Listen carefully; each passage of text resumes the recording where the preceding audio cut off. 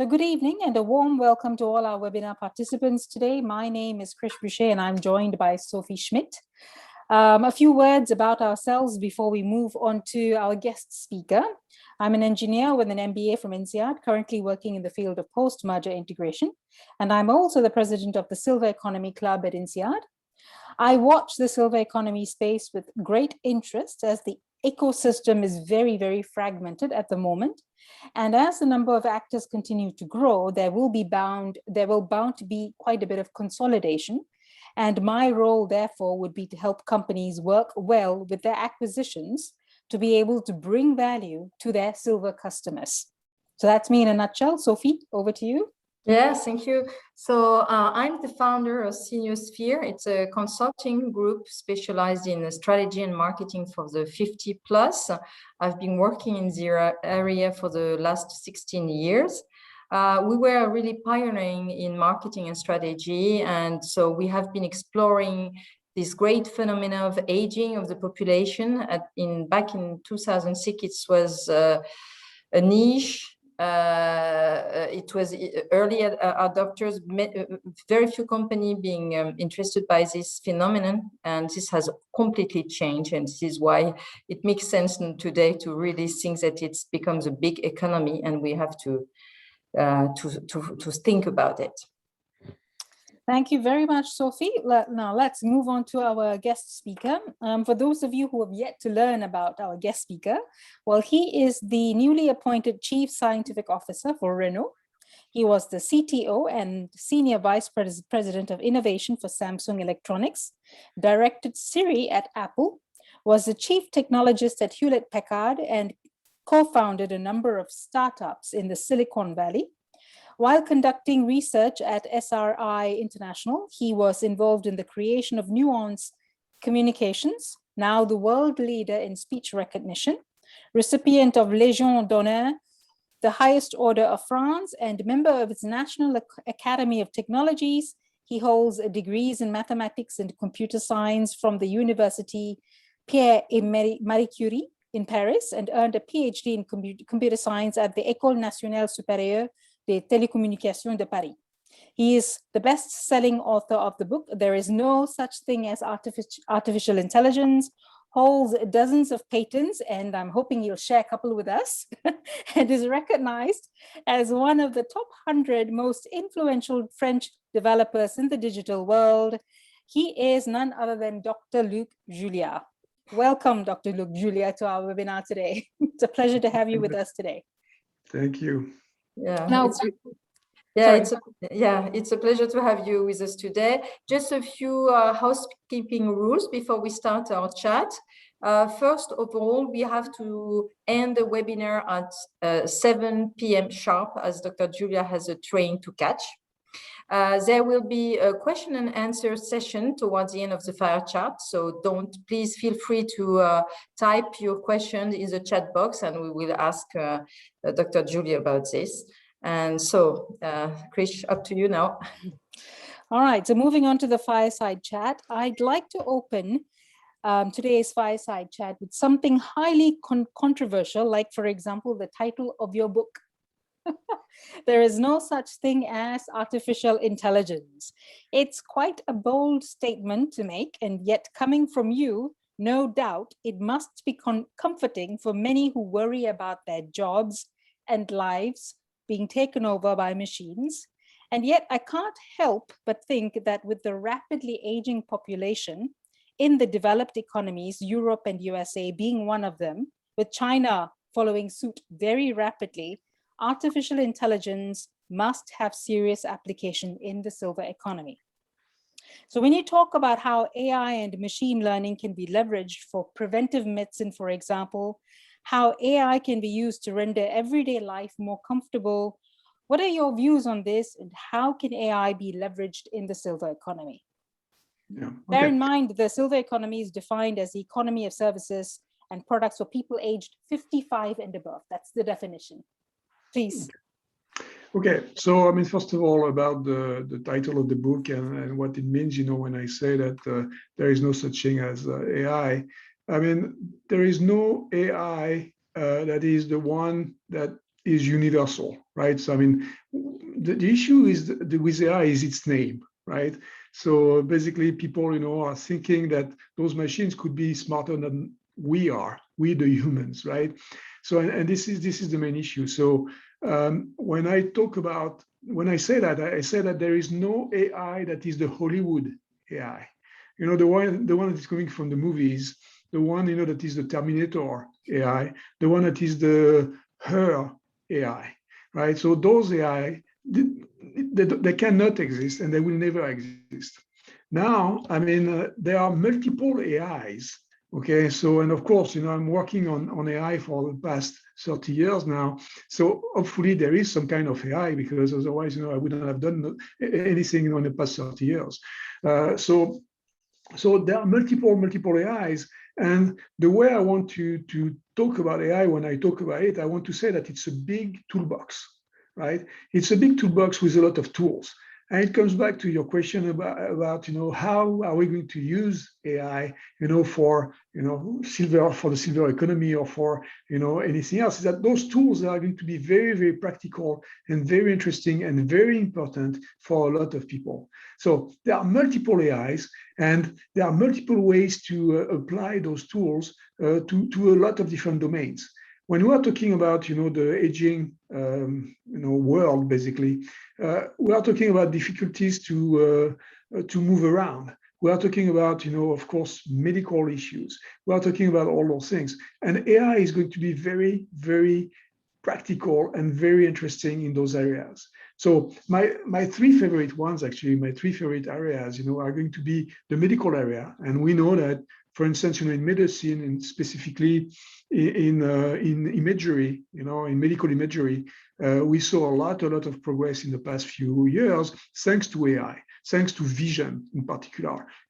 When you are looking at a radio, and that we are looking for a cancer, or a tumor or something, I mean, AI is going to be very practical and very, very good to find, much better than the human eye, those tumors. So, of course, this is something that is very, very important. When we are talking about transportation, of course, we are going to have, more and more facilities to move around thanks to autonomous driving, right? So I'm not going to say that an autonomous car is going to exist in the same way that what the people can imagine, something that is going to go around all the time in all circumstances. No, I mean, we won't have what we call level 5. Level 5 of autonomous driving is the ultimate one. This one will never exist, but this is not what we need. We need level 4, and level 4 is something that is good enough for most of the time, right? And that is going to basically, allow a lot of people that cannot move around anymore to go from point A to point B. So this is what I mean, by real AI and not, Hollywood AI, that we lie basically to people about. We tell them that it could happen, but it's only in science fiction that it could happen, right? So, and the third domain, because I said that there are three domains that I really like, beside medical domain and the transportation, there is what I call home. In home, more and more, of those objects that are around you, they can actually be more helpful, but in a very, very specific way, very much like a car, or very much like, the medical thing that I was describing. Those AIs, they are going to be very, very specialized and very different from us. Us, we are very generalistic, right? I mean, we can do a lot of different things, and we can invent things that don't exist. We can adapt to things. AI cannot adapt to anything. AI is going to focus on something, do it very, very well, and much better than we do. This is exactly what the definition of a tool is. Thank you very much, Luc. I mean, just a point of clarification. I think a lot of people don't really know the difference between level 4 and level 5. What is it? What is the gap between those two? Yeah. It's actually not a big gap, right? So there are 5 levels in autonomy when we're talking about autonomous cars, and level 1, 2, 3 are not very interesting. It's basically, pretty much what you have right now. I mean, right now, the best autonomous cars, they are at level 2.5, right? So we are about that right now. What is 2.5? 2.5 is basically, assisting you to stay in your lane, to brake when there is a car, braking in front of you and stuff like that. So this is where we are right now. Level 4 will allow you to go from one point A to B without basically touching the wheel, right? So maybe you won't even need a wheel in the car. Maybe the car, if there is a specific case that needs an assistant from a human, maybe it won't be somebody inside the cockpit, but it could be a remote control that is going to be operated, by an operator somewhere, and the operator will have in charge something like, 1,000 cars or 10,000 cars or whatever, because those cases that are going to be very, very rare, but they're going to happen.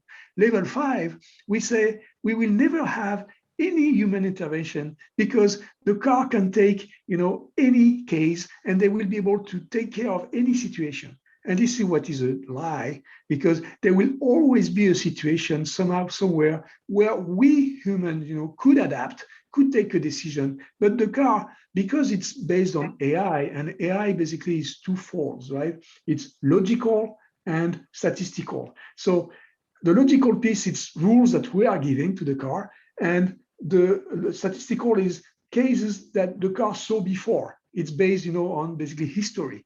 And sometimes we never saw a case. The case never happened, or we didn't think about the case. Yeah? So it's not a rule. And then, those cars, they cannot do anything in certain cases. And this is what level 5 would handle. And unfortunately, it's not possible. Well, put it that way, actually, I'd be quite happy with level 4. If I can get into a car and not have to touch the wheel and just relax and let somebody else sitting somewhere else do the driving for me, I'm quite happy.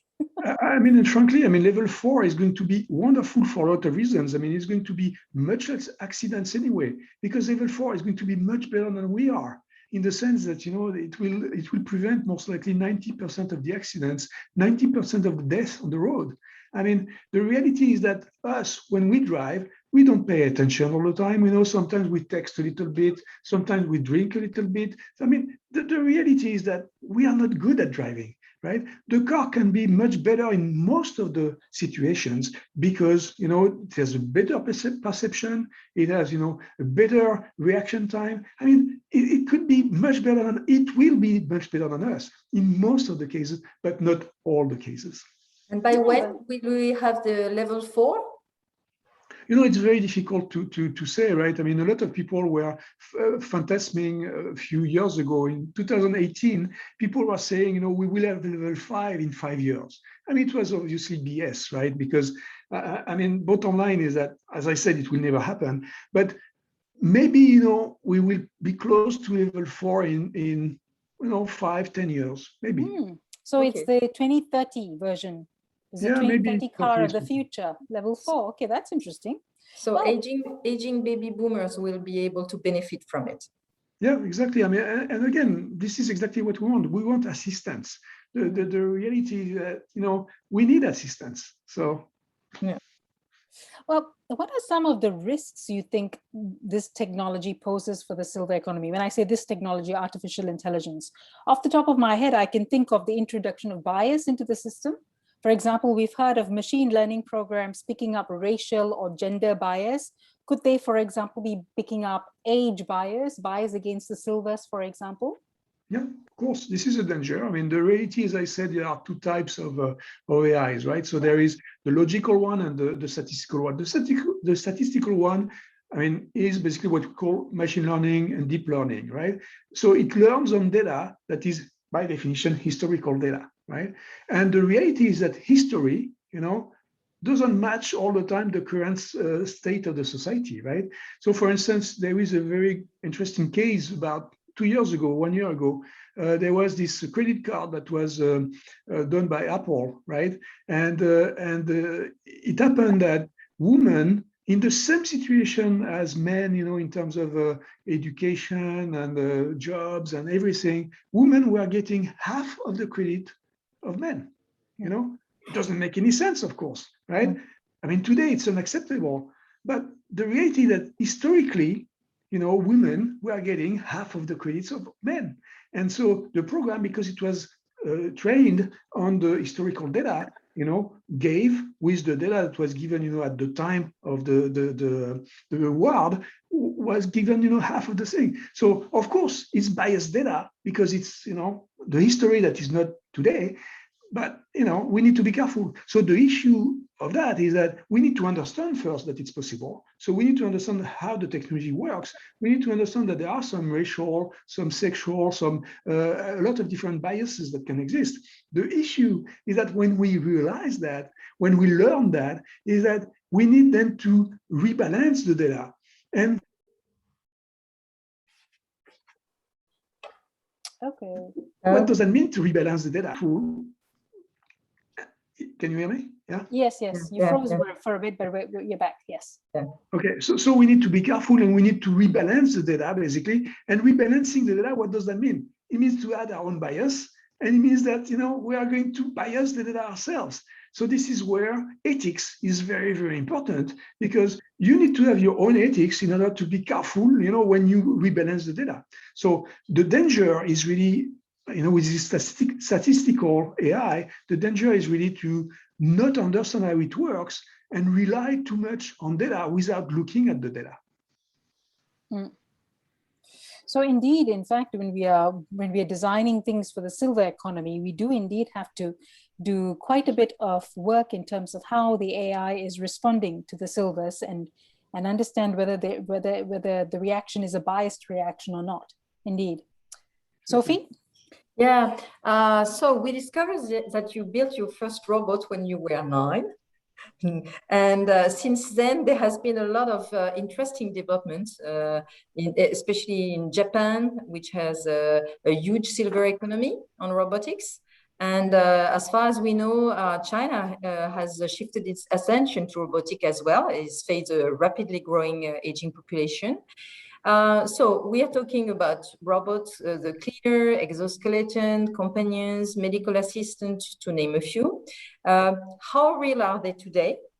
And what are the limitations to their development? And will we reach the level 5 with robots? So, the development today, is very popular, right? There are a lot of people that are doing what we call anthropomorphic robots, basically, right? So robots that are going to look a little bit like us. So people who are kind of, losing some abilities or something like that, they are going to be comfortable with those robots because they are going to recognize them, into something that looks like a human, right? So there will be a lot of that, more and more. The reality is that we need to be careful in again, a balance there to not make them too humans, in the sense that we need to make people realize that they are not humans, because they're not going to be able to achieve the same kind of performances that a human, would achieve.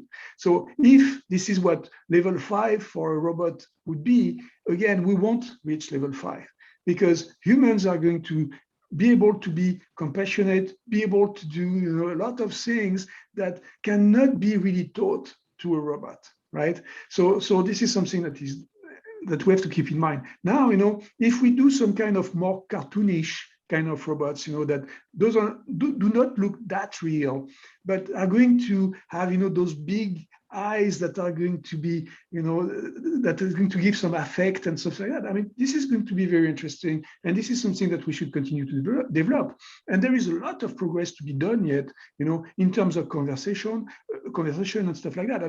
We talk a lot about assistants, conversational, assistants, right? Speech assistants. So, we are far, far from having a conversation today with those Alexa and other Siri and those things, right?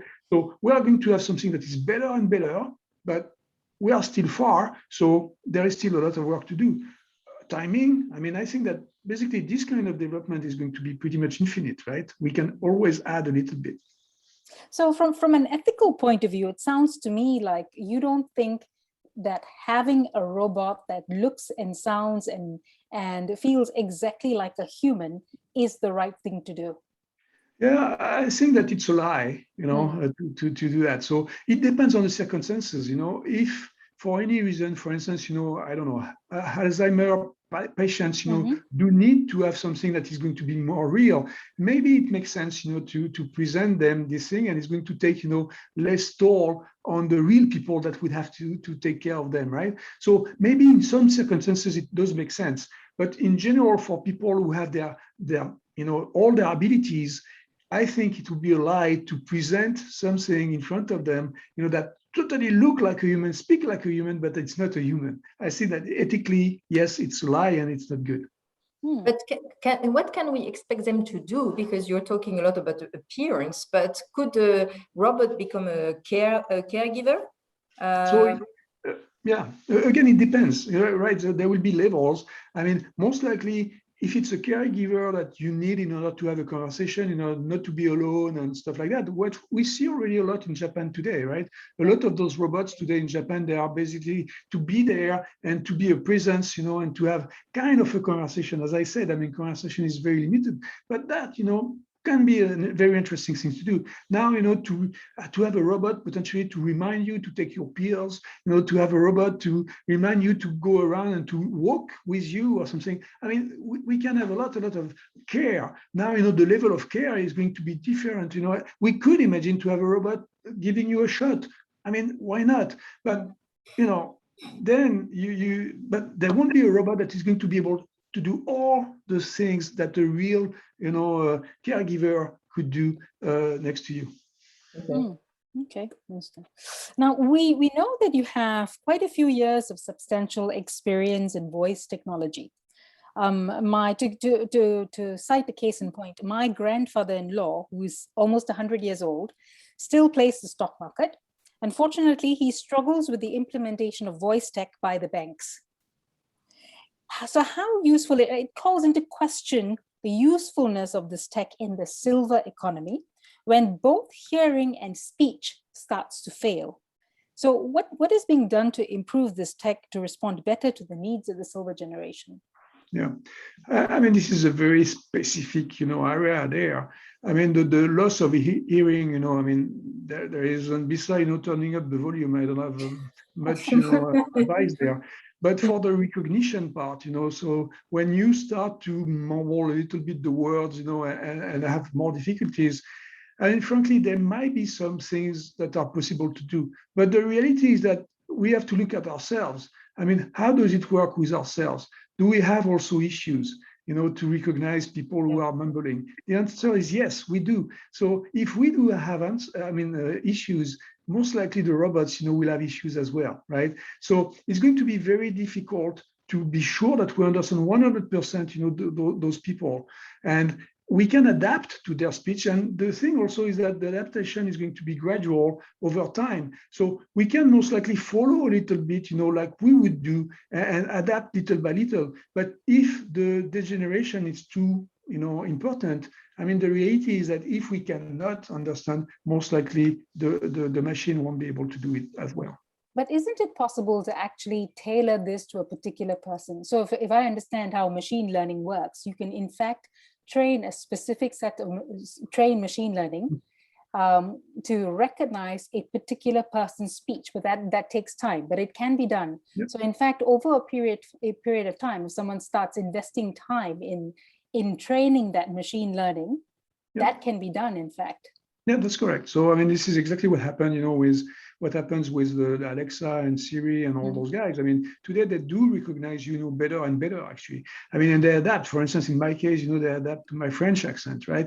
And little by little, they are getting, better at recognizing me. I mean, the reality is that at the beginning, those things, were recognizing me at something like 75%, right? And now they are more around, the 18 and 90%. So, I mean, it adapts. And frankly, you adapt yourself as well. Because, I mean, you see that this thing, doesn't answer your command and doesn't understand you. And you are going to start to use, simpler words and stuff like that. So, I mean, the reality is that adaptation goes both ways.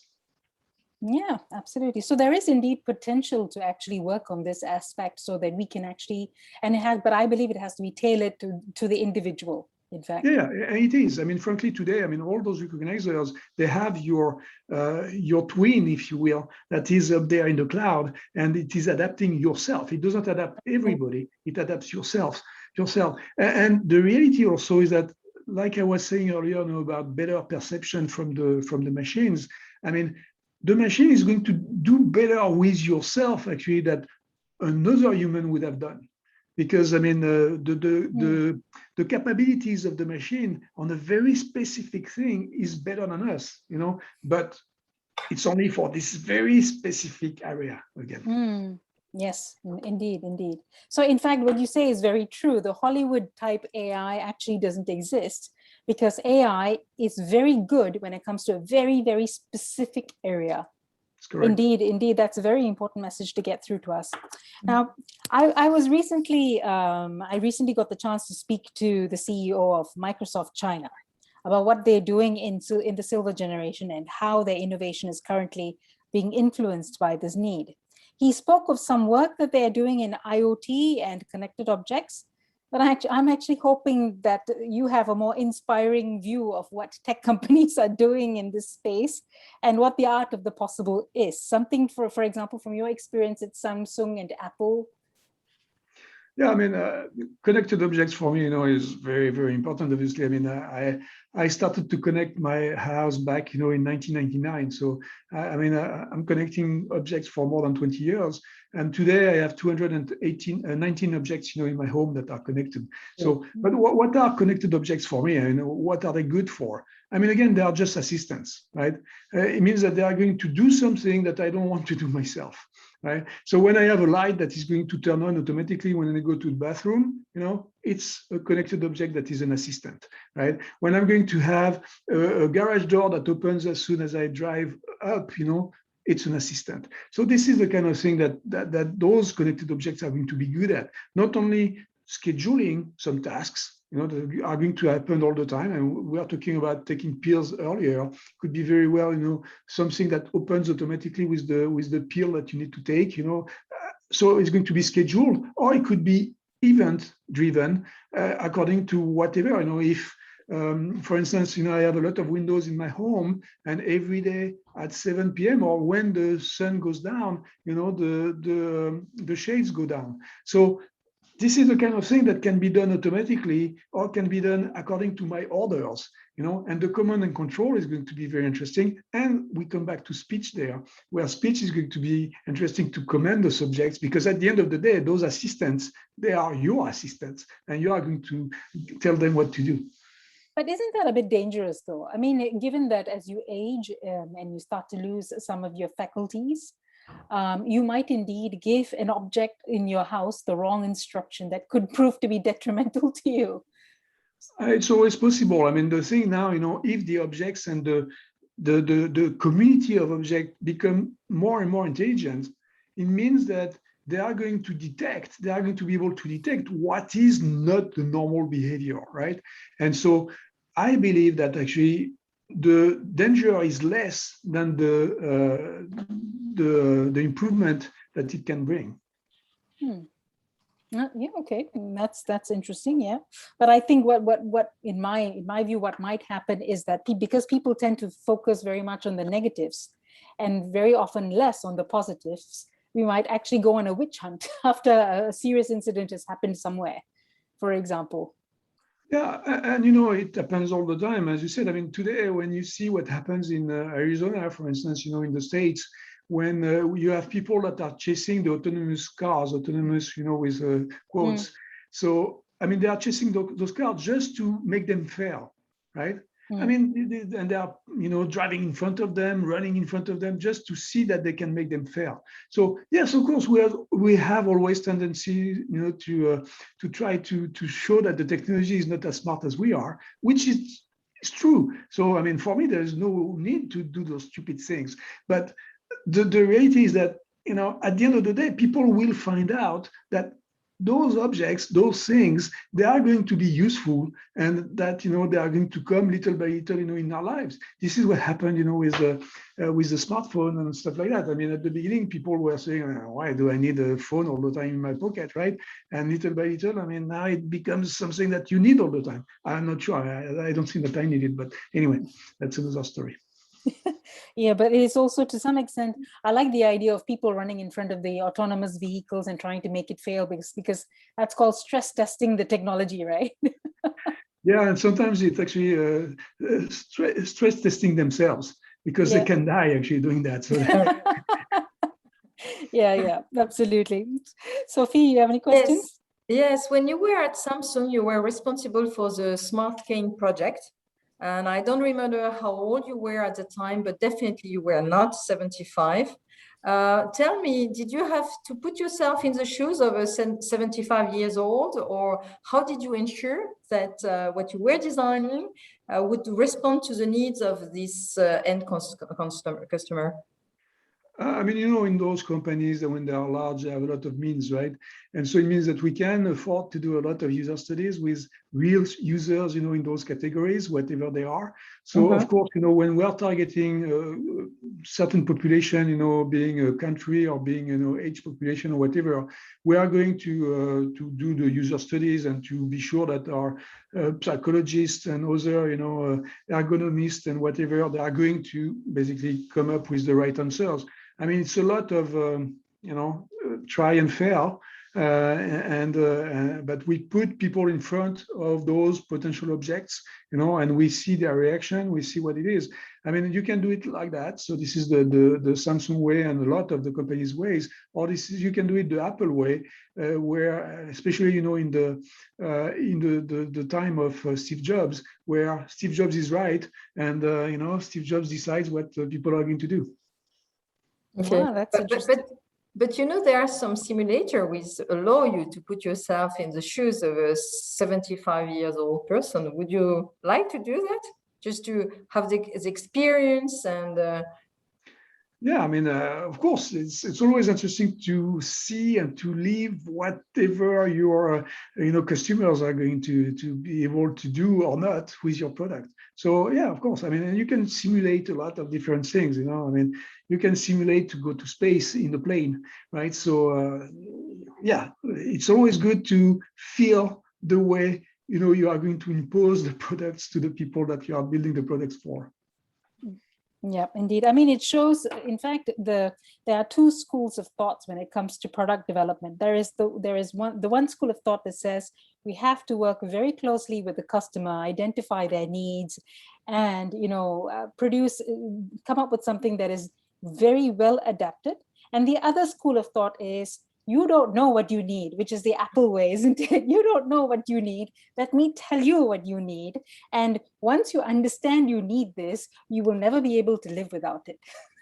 Correct. That's Steve Jobs, right? Yeah, there. that's the Steve Jobs way, in fact. So there are, in fact, two schools of thoughts. And I must confess, in fact, the second school of thought, that is the Apple school of thought, is very important. Is a very important way of bringing innovation to the market. Yeah, sometimes it does work. Yeah, Sometimes it's a failure. I think there are actually more failures with the second way than the first way. But the reality is that there are also much less companies and people that are trying the second way than the first way. Yeah, but some people would also say that yes, the risks are higher, but then if it works out, the gain is also substantially higher. It's often the case, you're right, that the second way is going to have a bigger leap in terms of whatever the innovation is going to be. Yeah. So back to your current role as the Chief Scientific Officer for Renault. We know that you don't believe in level 5, but level 5 autonomous cars. But given that the silver economy is a very important market segment for car manufacturers, at least that's what the GM, that's what GM UK for Nissan said to me. Living better, longer, while still having fun. How will technology be leveraged to improve the driving experience for the silver generation? Here I'm talking about more the fun aspects of it. Yeah. I mean, there are people who want to drive, right? So I mean, and there are people, even if they are aging and they are not reacting, the same way that they were reacting 20 years before, they want to continue to drive. The nice thing about the assistant that I was talking about, inside the car, the fact that they are going to brake better, that they are going to see better and stuff like that. I mean, you can still have an experience of driving, but the assistant is going to be without, putting you in an awkward situation when you are going to feel too much assisted. You are still going to feel, that you are driving the car, you are leading leading the car, you are, giving the direction to the car, even though, the assistant level is going to be higher because of your lack of abilities or your abilities that are going, lower. So, I mean, I think that we can definitely, work on a system that is going to look the right system for you at the time of your, capabilities, the level of capabilities that you have. So it's interesting. I mean, just to build on that point a little bit. I mean, today, when somebody steps into a brand new car with all the gadgets and everything, I think there is very little recognition of how much they are already being assisted. Wouldn't that be right? Like power steering, what is that? That is indeed a form of assistance, isn't it?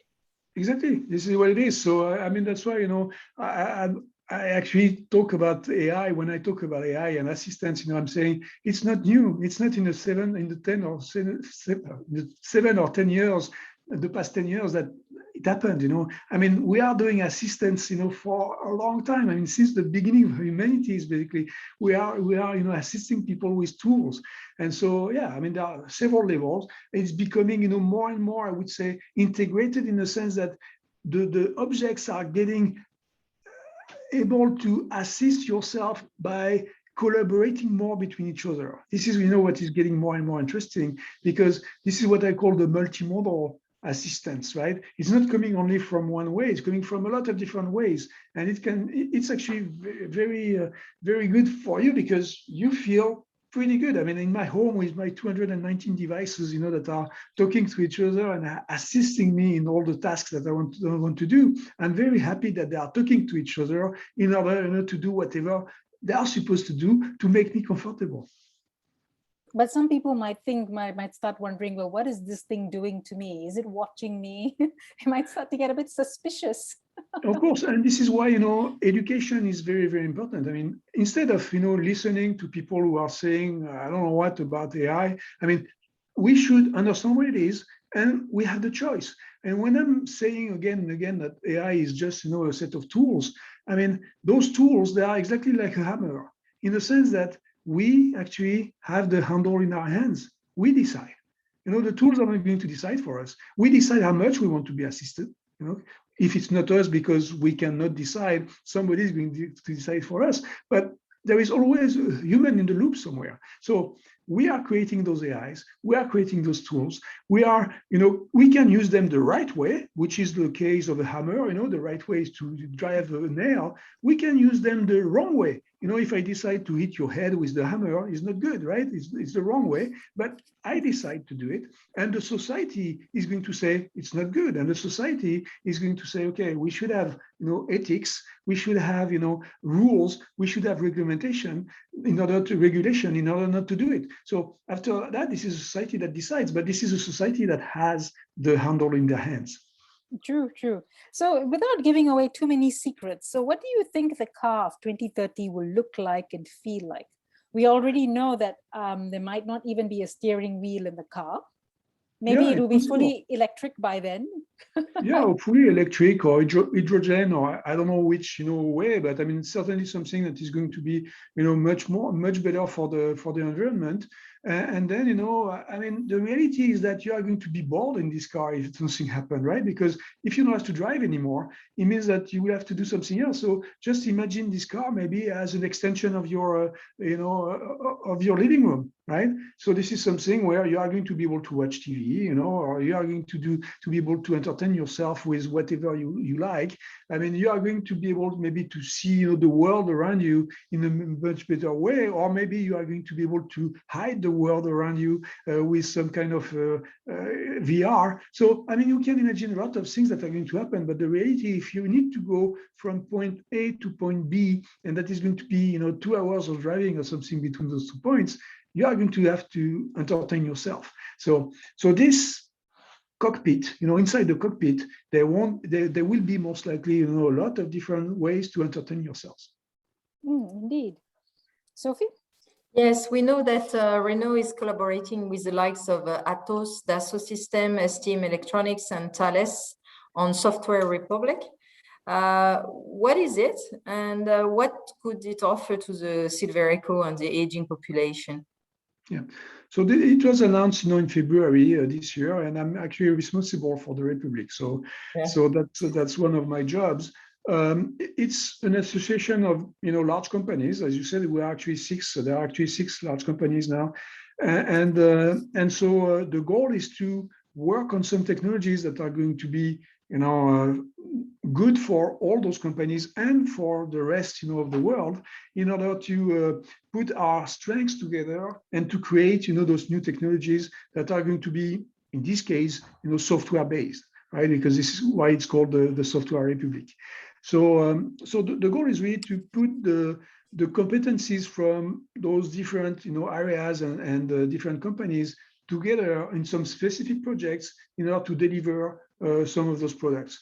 As of today, I cannot say what those products are going to be, because we are talking with those different companies. We are trying to define some very interesting areas that we could collaborate, all of us or part of those companies on, and then deliver something that is going to be good. I mean, this is not a focus on silver company, but this will most likely benefit to this part of the population as well, because the end, at the end of the day, what we want is to create products and services that are going to be available for the population, and of course also the aging population. Okay. And do you think that the people, especially the younger generation, understand the potential of this economy? And how well do you think that they are equipped to take advantage of it? Do they understand the silver economy? And what advice would you give them, provided that you've been working on this with Samsung, for example? I actually don't know. I don't have the studies, to know if the young generation understand or not the silver economy. I mean, they will have to, because at one point they will be in those shoes. So they will need to understand what it brings. At the end of the day, everything for me is about education. So people need to educate themselves about the technology itself, but also about the potential of the economics, of those things. So they will have to learn. If they don't already, they will have to learn about it, and they will have to, study it, and they will have to make their own opinion about it. Okay, thank you. Krish? Yeah, in fact, I have a question from a participant. So, MJ Londres, Marie-Jean Londres, I think, she's asking, well, this is very technology driven. What kind of voice of customer is developed to ensure what customers actually want? Yeah, I mean, we actually addressed that at the very beginning, I think, by saying that we need to do some user studies and to be sure, that we are going to be to go the right way. And also, when I said that we have the handle in our hands, we are going to decide what makes sense and not. So we need to listen. We need to have some feedback. The nice thing about the new kind of technologies that we are working on and having, for the past 20 years or so, it's easier and easier to get the feedback from those users, so we are getting, loud and clear, usually, the feedback that it works or doesn't work. So, that part is pretty much, in good, working pretty well. Now, we need to be sure that we listen and that we actually act upon the feedback. So it happens, and some companies do, some others don't, but it's up to us to decide to do what to do, and it's up to the company to decide what to do. And if they don't do what we believe is the right thing, we should just dump them. So, and in fact, you're talking about the rate of adoption. So, companies basically, they monitor the rate of adoption. And just for everybody, how long, what is a company's view on how quick that rate of adoption should be, and how long before they decide to kill a product or a program, for example? I guess it depends a lot on the domain, right? But the reality, what we see more and more, we see that people are getting more and more impatient, right? So the return on investment is usually, asked to be very, very fast. So I don't have a number to give, but the trend is definitely that it has to work pretty much, yesterday. So in other words, we have to show a rate of adoption, a pretty steep curve in terms of the rate of adoption. Yeah, most of the time I think so, but again, it depends on the domain, right? I mean, if we are talking about putting some people on Mars, maybe we are getting more patient than having the right product in the kitchen. I don't know.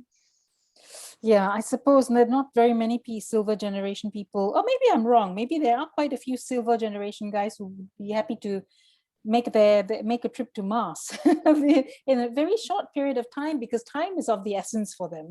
That might actually be true. Well, okay, from your experience, how tech savvy are the silver generation?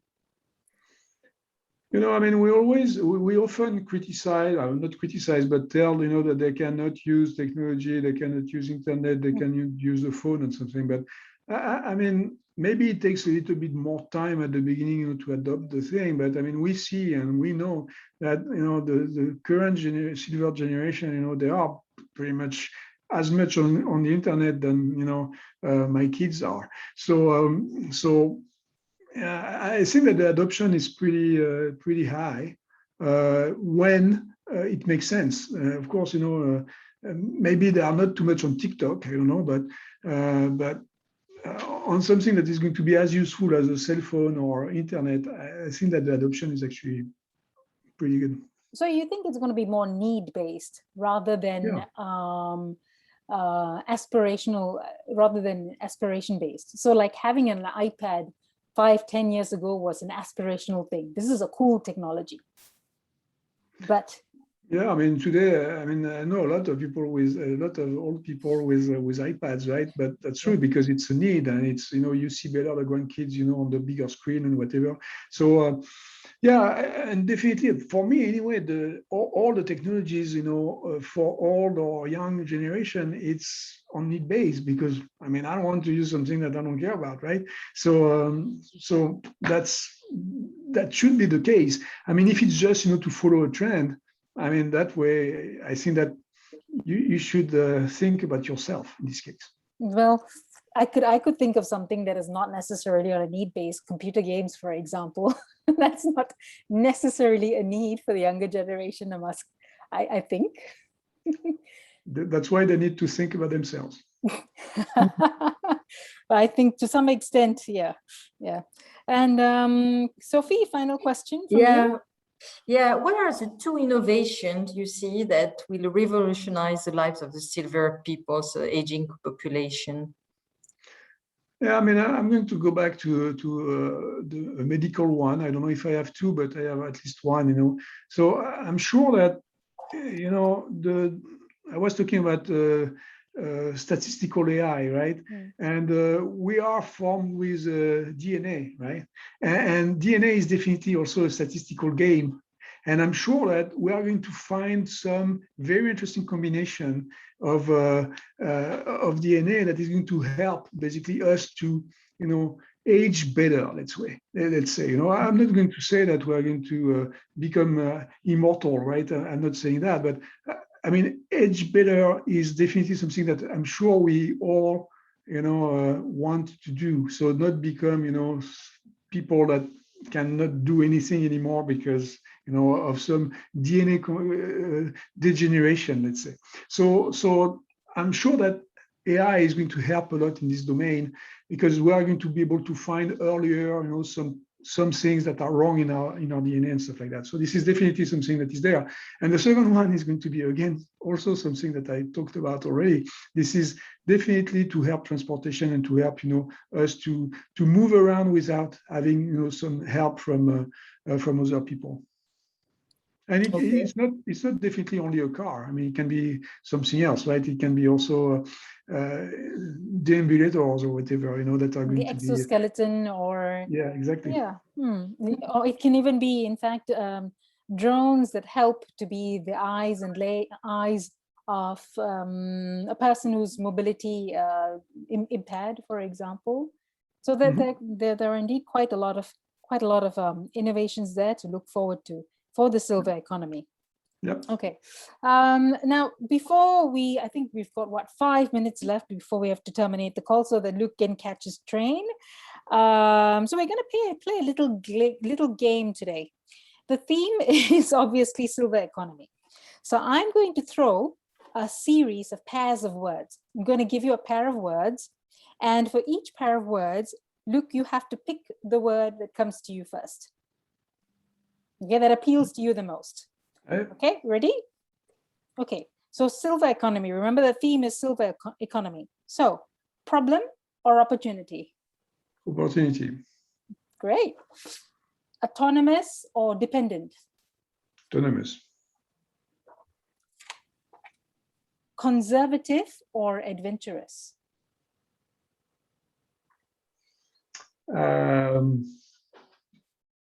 Conservative, unfortunately. Oh. Spenders or savers? I didn't get the first one, sorry. Spenders. People who spend a lot or people who save a lot? Spenders. Spenders. Sophisticated or simple? Simple. Oh, that comes as a surprise to me. Sophie? And I got two more. Intelligent or artificial? Definitely intelligent. Okay. And this is for you. It's Paris or the Silicon Valley? Difficult. That's a loaded question. I think very carefully, Luke. Yeah.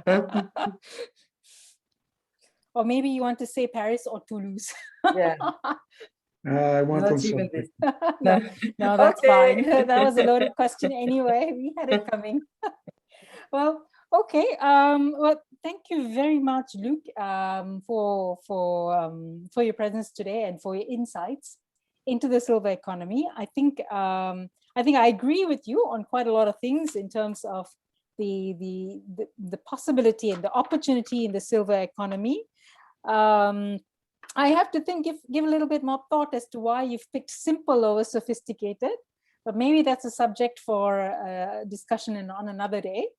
But otherwise, I'd like to thank you very much for making the time to speak to us today. And we don't wish for you to miss your train. So I think we should let you go. Yeah. And so, well, bon voyage from my end and from all the participants on the call today. I'm sure they agree with me when I say thank you very, very much for your presence. Thanks a lot. Thanks a lot for your time. Thank you very much, and have fun with the other calls. Thank you. Okay. Thanks, thank you. Luke. Okay. Bye. Bye.